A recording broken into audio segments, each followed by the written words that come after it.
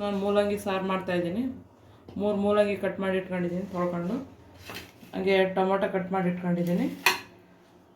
1 bowl ಇದು ತೊಗರಿಬೇಳೆ ತೊಗೊಂಡಿದ್ದೀನಿ. ಇದು ಸಾಂಬಾರು ಪೌಡ್ರು 2 ಸ್ಪೂನು. ಒಂದು ಸ್ವಲ್ಪ ಹುಣಸೆಹಣ್ಣು ನೆನೆಸ್ಕೊಂಡು ಇಟ್ಕೊಂಡಿದ್ದೀನಿ. ಸ್ವಲ್ಪ ಕರಿಬೇವು, ಸ್ವಲ್ಪ ಕೊತ್ತಂಬರಿ ಸೊಪ್ಪು, ಬೇಳೆ ತೊಳ್ಕೊ ಇಟ್ಕೊಂಡಿದ್ದೀನಿ.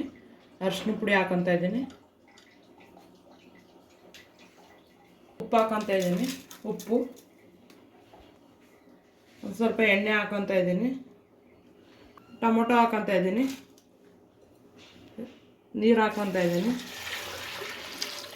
ಇದು 3 ವಿಸಿಲ್ ಕೂಗಿಸ್ಕೊತೀನಿ. ಇದು ಮೂಲಂಗಿ ಸಪ್ರೇಟ್ ಬೇಯಿಸ್ಕೊತೀನಿ, ಕುಕ್ಕರ್ಗೆ ಹಾಕಿಲ್ಲ. ಒಂದು 10 ನಿಮಿಷ ಬೇಯಿಸ್ಕೊಂಡ್ರೆ ಸಾಕು. ಒಂದು ಸ್ವಲ್ಪ ಉಪ್ಪು ಹಾಕೊತೀನಿ ಮೂಲಂಗಿಗೆ. ಇದು ಸಪ್ರೇಟ್ ಬೇಯಿಸ್ಕೊತೀನಿ. ಬೇಳೆ 3 ವಿಸಿಲ್ ಕೂಗಿಸ್ಕೊಂಡಿದ್ದೀನಿ. ಇದನ್ನು ಚೆನ್ನಾಗಿ ಬೇಳೆ ಮಸ್ಕೊತಾ ಇದ್ದೀನಿ. ಬೇಯಿಸಿ ಇಟ್ಕೊಂಡಿರೋಂಥ ಮೂಲಂಗಿ ಹಾಕೊತಾ ಇದ್ದೀನಿ. ಈಗ ಸಾಂಬಾರು ಪೌಡ್ರ್ ಹಾಕೊತಾ ಇದ್ದೀನಿ. ಇದು ಮನೇಲಿ ಮಾಡಿರೋ ಪೌಡ್ರು.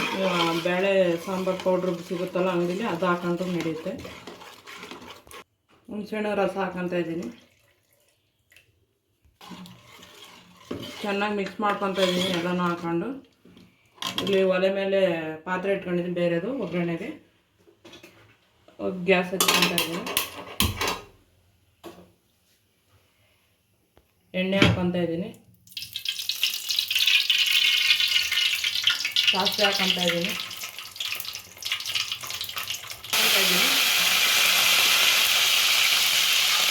ಇದೆಲ್ಲ ಮಿಕ್ಸ್ ಮಾಡ್ಕೊಂಡಿರೋದು ಹಾಕ್ಕೊತಾ ಇದ್ದೀನಿ.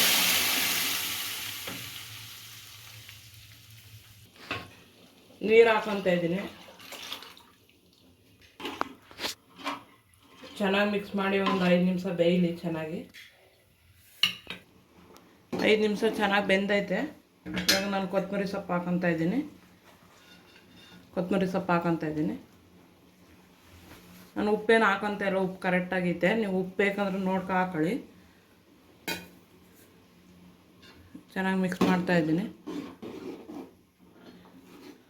ವಿಡಿಯೋ ಇಷ್ಟ ಆದರೆ ಲೈಕ್ ಮಾಡಿ, ಸಬ್ಸ್ಕ್ರೈಬ್ ಮಾಡ್ಕೊಳ್ಳಿ, ಶೇರ್ ಮಾಡಿ. ವಿಡಿಯೋ ಇಷ್ಟ ಆದರೆ. ಮೂಲಂಗಿ ಸಾಂಬಾರು ರೆಡಿ ಆಯಿತು.